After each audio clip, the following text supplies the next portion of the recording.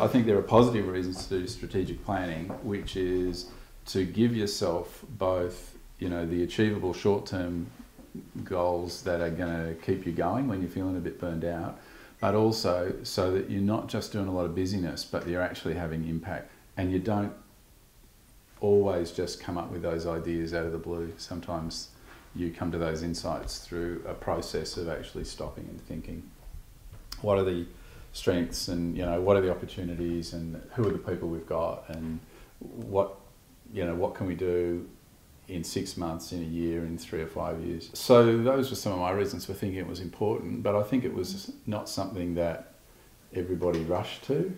At those meetings, when we actually were not distracted by the everyday activities of a normal committee meeting, I think we actually made really good progress, and we had some stimulating conversations and come up with some great ideas. But it really was quite a drawn out process for us. And probably one bit of advice I'd have for any other group would be to separate out strategic planning from ordinary committee meetings, definitely. Don't think you can tack it on at the end.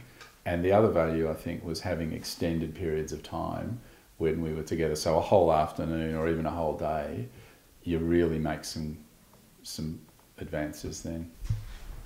And I remember that there'd been so much activity and so much energy, and you were just steaming ahead so fast.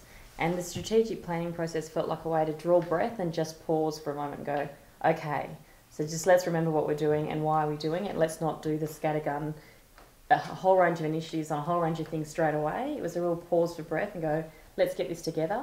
And a way of distilling a lot of those ideas and a lot of that activity into the key things we really want to achieve. So we're out here to do these things. How do we actually do that? And capturing the people that can help us and the resources we need for that. So I think it actually is a really good process. The danger is that it does get tedious and boring, and people think it's a very overly formal way to do that, but it doesn't need to be. I think it's a way of bringing together all of those ideas, working out what resources you need, being very clear on your direction, how you're going to get there. And I think for that reason, it's a really useful thing to do. Whilst it can be seen potentially as a boring process or might be perceived as one, it's a fantastic opportunity to engage with your membership and to talk through collectively what your ambitions are. And I think the Big BREAZE brainstorm wasn't labelled as a strategic planning process, but in effect it was. And with 150 people in a room looking at what their key priorities were, that really drove the organisation's focus for the next, well, still now actually. So I mean, for me, I think that the process, even though we haven't got this perfectly sealed and signed document, that we've actually had a very a process that's engaged deeply with members at different stages and helped people feel ownership of that vision, as well as making sure it's responding to the needs of the members. Strategic planning didn't narrow our options at all. It just let us do multiple things, but within a framework where they each had their place and where we understood how they all contributed. So working on a strategic plan doesn't mean picking a winner. It might mean picking a priority for a short term, but we still did lots of different things, and the organisation has had lots of activity in different areas of interest, but they've been able to be framed within an overall approach. And the way it can be used as a tool both to focus an organisation's activities as well as to communicate to others what the purpose and the focus of the organisation is. And I think that the BREAZE strategic plan in its evolving form, it's still not a document that we've had endorsed fully by the committee. It's a live document that hopefully some stage soon we'll actually get to the point that it has a level of endorsement. But I think that the overarching vision and principles that have been established right from the very, very beginning are still very relevant and are very strong and help us to communicate to others what we're trying to achieve. Being able to attach a strategic plan to a funding application is quite an incredible thing for a community group to be able to do. Provides them with a sense of confidence that we are actually being considered and strategic about what we're trying to achieve.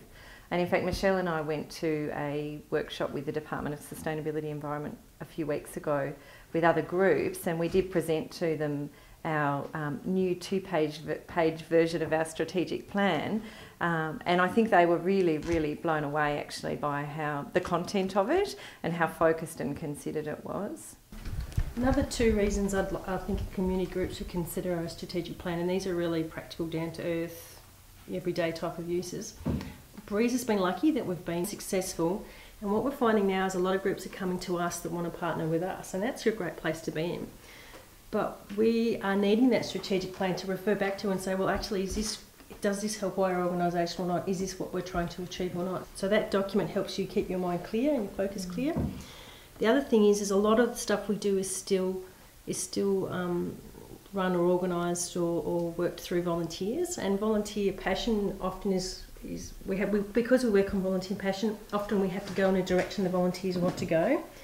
Sometimes that direction isn't always within the best strategic plan of BREAZE, and that's another time when that document comes in place and helps us make decisions about whether or not it's an effective use of our time or energy to go down a particular path. So they're 2 really practical reasons why in your everyday community life as a community organisation you need a strategic plan.